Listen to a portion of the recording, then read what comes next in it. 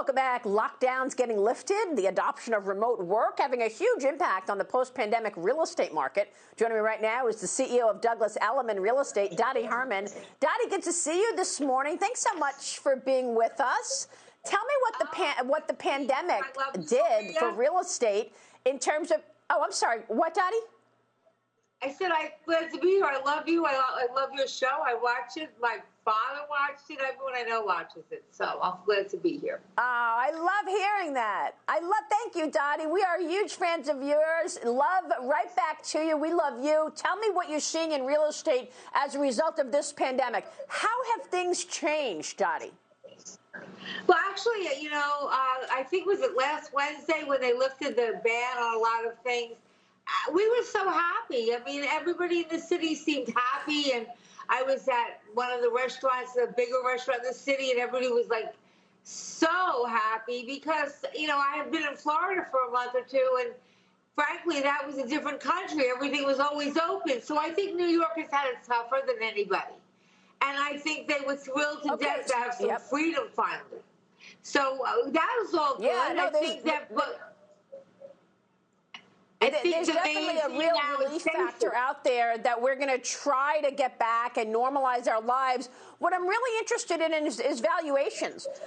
In terms of New York, what are you seeing in terms of valuations, in terms of real estate out there? Where are the bargains, if there are any? What are you seeing in terms of supply-demand situation with regard to real estate?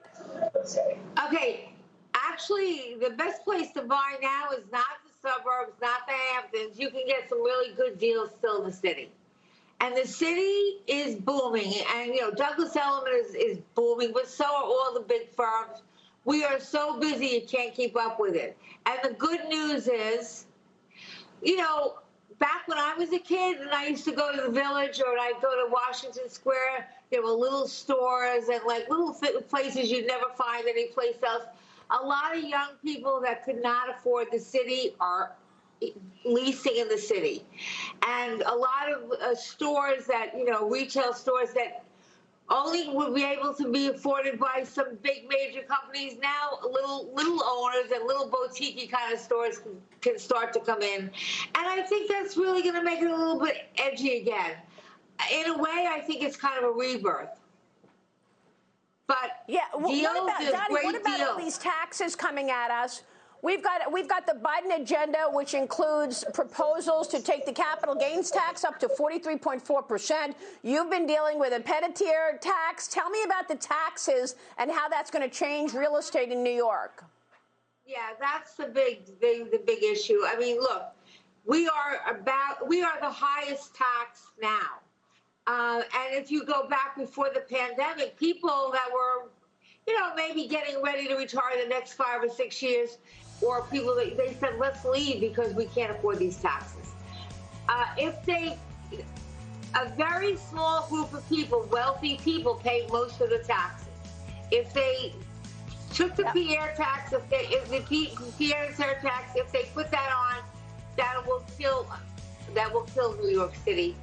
But I believe they're not going to do that. But they're going to raise the taxes for the rich, and they're going to raise. I think they're trying to get rid of lifetime exchanges.